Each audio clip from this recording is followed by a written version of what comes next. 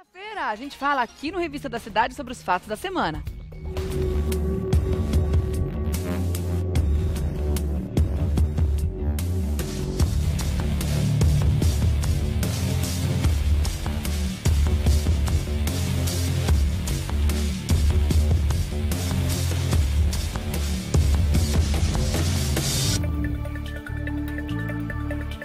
A Câmara dos Deputados decide nesta quarta-feira se autoriza o STF a analisar a denúncia feita contra o presidente Michel Temer, também os ministros Eliseu Padilha e Moreira Franco.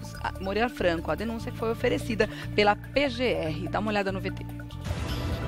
A Câmara dos Deputados decide esta semana se autoriza ao Supremo Tribunal Federal a analisar a denúncia contra o presidente Michel Temer e os ministros Eliseu Padilha, da Casa Civil, e Moreira Franco, da Secretaria-Geral, oferecida pela Procuradoria-Geral da República, a PGR. Temer foi denunciado pelos crimes de organização criminosa e obstrução de justiça, os ministros por organização criminosa. A Constituição define que a acusação contra o presidente só poderá ser enviada ao Supremo se pelo menos 342 dos 513 deputados votarem a favor do prosseguimento do processo. Se a Câmara autorizar o STF a analisar a denúncia e a maioria dos ministros aceitar a acusação da Procuradoria-Geral da República, Temer será afastado do mandato por até 180 dias. Caso contrário, a peça do Ministério Público Federal será suspensa até o fim do mandato do presidente em 31 de dezembro de 2018. Diante desse cenário, como o governo está conduzindo o país, o uso da máquina pública pode servir para barrar a denúncia contra Temer? É isso que vamos saber agora, aqui no Revista da Cidade. E a gente vai conversar sobre esse assunto com o Erival Oliveira, que é professor de Direito Constitucional da Damásio Educacional e assessor jurídico do Ministério Público Federal. Seja bem-vindo ao Revista. Oi. Como vai? Tudo bem? Prazer é meu. Prazer é todo meu também. É um assuntinho que a gente já choveu no molhado um tempo atrás, né? A gente já falou sobre isso. Eu acho que mais até do que falar da denúncia, a gente vai falar a respeito das articulações, né? Que eu acho muito importante a gente comentar. Por quê? A denúncia em si já nasceu morta, né? A gente pode dizer que é mais uma pirotecnia, né? Em cima de um assunto que não vai para frente, né? Infelizmente, na minha opinião. Mas aí a gente vê ao mesmo tempo o que está acontecendo no governo, ou no desgoverno, como algumas pessoas preferem chamar, para que essa denúncia não avance, né? Essas negociatas, esses encontros, esses jantares, esse rumbo nas contas públicas, né? Aumentando cada vez mais, como se a gente já não estivesse num buraco gigantesco. Isso tudo é correto, isso tudo é constitucional, isso tudo é democrático. Como é que a gente pode chamar isso? Eu sei que a questão ética é bem diferente da questão, né, prática, né, do que de fato acontece. Mas não tem como a gente não se sentir ultrajado com tudo isso, não é, doutor? Tem sim, Regiane. E só para lembrar, na primeira denúncia, nós antecipamos no seu programa que ele seria absolvido. Sim. Que não haveria prosseguimento. Não ia para frente. Então, já adiantamos, novamente, a tendência em torno de 260, 270 parlamentares a favor do arquivamento. Nesse momento, detalhe, acabando o mandato, ele vai responder. Porque daí ele entra na vala comum, né? Na vala comum. Mas, então, daí a pergunta é, por que acontece também isso, acontece isso com ex-presidentes, estão respondendo coisa até hoje. E vai demorar. E até a acontece mudança do muita entendimento coisa. supremo para prisão em segunda instância. Já Sim. tem esse caráter de protetivo para Michel Temer, Aécio, Jucá e vários outros parlamentares. O foco principal é esse presencialismo de coalizão ou cooptação. Todos os presidentes fizeram isso. Na época do FHC ele fez isso, só que tinham 10 partidos. Lula aumentou e hoje em dia temos 30 e poucos partidos. O executivo usa as nomeações para se salvar das responsabilidades e para manter a governabilidade. Então o que a gente tem, essa compra de votos, tecnicamente, não é correta. Só que você não vai ter um áudio dizendo, ó, eu vou te dar esse cargo, você me favorece. Você não vai ter esse áudio, porque eles têm interesse em fazer esse troca-troca. Se tivesse esse áudio, em tese, seria violação à probidade administrativa, que é crime de responsabilidade do presidente. E quem vai fazer o juízo de admissibilidade? Novamente quem? A Câmara dos Deputados. Tá. Então, tanto faz. É um ciclo vicioso. É vicioso. Né? Então, tanto faz a violação à probidade administrativa, que é o crime de responsabilidade, ou, quiçá, a concussão, que seria exigir de alguém para se manter um status quo, tanto a fase administrativa, entenda o crime de responsabilidade, quanto o crime comum, passam pelo mesmo juízo de admissibilidade, que é a Câmara dos Deputados. Então, tanto faz, criminal ou não, vai barrar ali na Câmara dos Deputados. Esse caso você bem perguntou, do Temer e Joesley, tem 27, se não aumentou, representações contra o Temer parados na mesa do Rodrigo Maia. Que é quem pode dar continuidade ou não à violação da probidade administrativa. A votação de amanhã é referente ao crime comum. É a primeira vez na história que um presidente da República comete crime comum no exercício da presidência. Primeira denúncia foi rejeitada, a segunda amanhã vai ser rejeitada também. E vem onde teve um jantar entre eles, lá em Brasília. Questão do apoio, nomeação de cargos, e inclusive pelo próprio Rodrigo Maia. Dizem as revistas que ele deu uma amainada porque ele é bem capaz de indicar alguém para a diretoria do BNDES. Rodrigo Maia, que divulgou os vídeos do Funaro que estavam sob sigilo. Então, ele já também cometeu improbidade administrativa por manter um vídeo que o Fachin disse que está sob sigilo. Quer dizer, que disse que não sabia. Que não sabia. Então, o pessoal fala assim, não sabia. Filho, a gente quando vai oferecer uma denúncia e os procuradores vão assinar, as provas têm que estar lá, documento 1, documento 2, documento 3. Você não joga lá um terabyte de informações. Você tem que ser, mesmo porque o juiz não vai olhar tudo. Né? Opa, qual é o áudio que identifica a transação? É você selecionar para dizer, ele cometeu esse ato, por isso deve ser responsabilizado.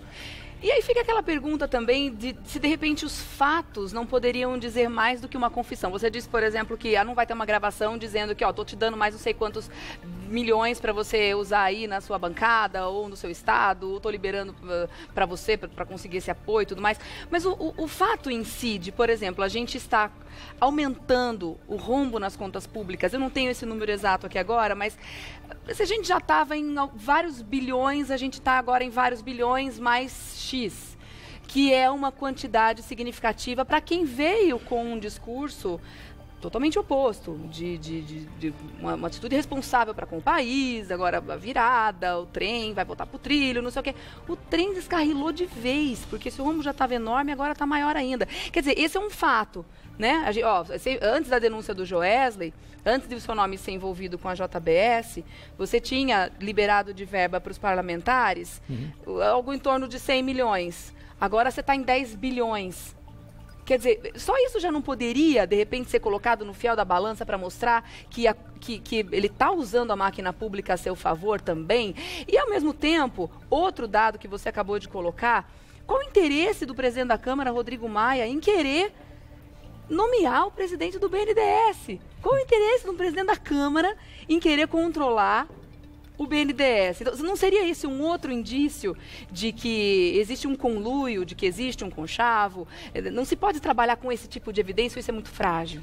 E isso é frágil. Uma pena, né? A gente vem desde a época que é o que a gente tem. Do escambo, né? Das trocas por favores, de um pente, um espelho para ter riqueza mineral nossa.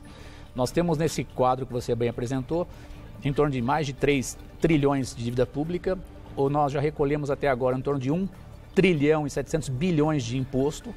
Ele já usou, desde o começo até agora, em torno de 12 bilhões para concessão de valores, para se manter no poder, e em torno de 800 milhões recentemente. Então, esses dados todos, para nós, que a gente, a sociedade civil que acorda cedo, trabalha e paga imposto, é um absurdo.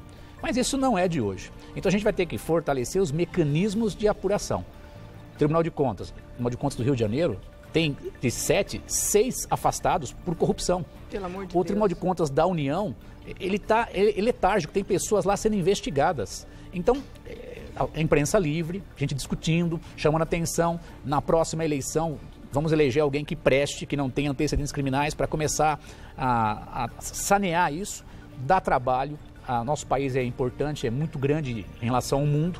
A gente, apesar de todos esses dados, e o que Temer vai usar para continuar se mantendo? Ele compara os dados da Dilma com o dele. É que a aprovação do povo ele não tem. Isso não tem. Está em 3%, uma rejeição gigantesca. Absurdo, absurdo. Mas vamos pensar comigo, não defendendo o cara, porque o nosso lema é indúbio pau no réu, colocar o cara na cadeia, não é isso. Mas tecnicamente, você tem lá de desemprego de negativo para 0 ponto alguma coisa. Taxa de juros de 14 para 7, podendo descer para mais. A exportação está vendendo muito. Então, vamos raciocinar. Quem está com poder não quer tirar o Temer. Bancos, empreiteiras, grandes empresas. Estava conversando com a Liane essa questão da reforma trabalhista. Isso vai ter um impacto para vários desempregados. É melhor terceirizar do que manter o emprego de alguém. Então, ele tem toda a faca na mão, liberação de valores bem, né? E todo o poder. Os bancos estão a favor dele, as empreiteiras estão a favor dele, o pessoal que ganha dinheiro está a favor dele. Então, o que a gente tem que fazer? Olha, essa batalha praticamente está perdida. Ele vai escapar amanhã. Ele vai terminar o mandato dele, provavelmente. E que força ele vai ter depois para aprovar as reformas que ele está propondo? Aí é outro Previdência, ele vai conseguir avançar com tudo isso? Ele vai ter... Qualquer governo que vier, mesmo ele ou outro, vai ter que fazer a reforma da Previdência. Por questões básicas, o sistema não se sustenta. Então ele vai aprovar no mínimo a reforma da idade mínima, homem 65, mulher 62, 63, por ali. Talvez uma transição, e não vai se levar em consideração o tempo que o trabalhador pobre começa a trabalhar e contribuir. Seria uma espécie de poupança. Novamente, a gente vai ter que voltar à discussão. O que é o ideal? A reforma, do jeito que está, não dá. Regalias precisam ser cortadas? Precisam. Não tem cabimento ter motorista para desembargador de um tribunal. Não tem cabimento o pessoal do MP ou da magistratura ter 60 dias de férias. Ah, porque é estressante. E um médico na UPA que não tem luva? Está mexendo com alguém com AIDS. E o carcereiro está no meio da carceragem. E quem acorda cedo pega trem. Tem toda então, razão. O esclarecimento que a gente faz, e a gente parabeniza a ideia do seu programa, é: vamos conscientizar o povo a eleger alguém melhor, que não tem antecedentes, que tem essas bandeiras de tornar o país um pouco mais republicano. O Temer vai escapar porque quem tem dinheiro, as grandes maçonarias, os bancos tal, querem manter ele. Essa é a estabilidade. Agora, para o final do ano, vem a questão da diminuição do desemprego. Os trabalhos temporários. A economia está saindo. É bem capaz de, no meio do ano que vem, ele ter 10% ou 15% de aprovação. Porque os dados eram muito ruins anteriormente. Mas agora ele está trazendo todo mundo para perto dele. Antes ele tinha o procurador-geral, que dava uma cutucada de vez em quando. Agora está condecorando a Raquel Dodge. Então, ela está ficando mais amiguinho, vai ficar difícil ter... É um negócio doido, né? Vamos pensar. Quem imaginou que um delator ia ter no gravador conversas subreptícias que demonstravam a cooptação de alguém? É a história do flagrante preparado para o flagrante esperado. Flagrante preparado. Eu sou infiltrado, você é traficante. Faz o seguinte, eu estou te dando 1 milhão, você me dá meio quilo de cocaína. Então eu, agente público, estou forçando a barra para fazer algo que não vai ter uma consumação. Ele não vai escapar, porque está tudo sendo monitorado. Tá. É a ideia do diálogo do Joesley com o Saud. Ah, não, vamos lá, eu vou cooptar alguém do MP, alguém do Judiciário, eu vou induzir o cara a se entregar e não sei o quê, aquela conversa subreptícia sem o aval do próprio Judiciário. Tá. É o flagrante preparado. No flagrante esperado, os policiais estão dentro da viatura, vem um carro estranho passar, opa, aquilo lá pode ser cocaína. Vamos para cima? Opa, é o flagrante esperado. A maldição. Quem é que imaginar que um cara que gravou o presidente, no mesmo aparelho, ia ter gravações subreptícias, meio que bêbado, vou pegar as casadinhas, não sei o quê. Então, o delator, isso que eles vão bater amanhã. Porque amanhã nós vamos ter no rito a leitura do relatório, que vai ser extenso, os debates, não sei o quê, advogado de defesa. Gente, o delator é um criminoso. Ele induziu o presidente a realizar. É a mesma estratégia que vai ser usada tanto para o Temer quanto para o Aécio. É enfraquecimento da prova, né? Da prova. Bom, já sabemos o que esperar de amanhã, então, com toda certeza, com folga, né? Essa denúncia não vai avançar e a gente continua fazendo votos para que o país consiga avançar de alguma forma, né? Se esses números, ainda que tímidos, estão realmente mostrando qualquer tipo de melhora no sentido de trazer emprego à população e tudo mais, eu faço votos para que isso continue. Mas faço muitos e muitos votos para que a gente consiga um dia erradicar a corrupção e para que a gente tenha menos vergonha de como é que a coisa funciona nesse país, né, doutor? Sim. O brasileiro é trabalhador. Exato. Então, a gente faz a nossa parte, né? Nossa parte. Deixa eu agradecer, então, Erival Oliveira, que é professor de Direito Constitucional da Damásio Educacional e também assessor jurídico do Ministério Público Federal. Eu quero aqui também deixar o contato através do Twitter, @prof_Erival. Erival sem H, tá? @prof_Erival. Obrigada pela presença. Eu que agradeço, uma honra, um privilégio. Querido. Até a próxima. Obrigado, Uma ótima semana para você. Para você também, obrigado. Muito bom.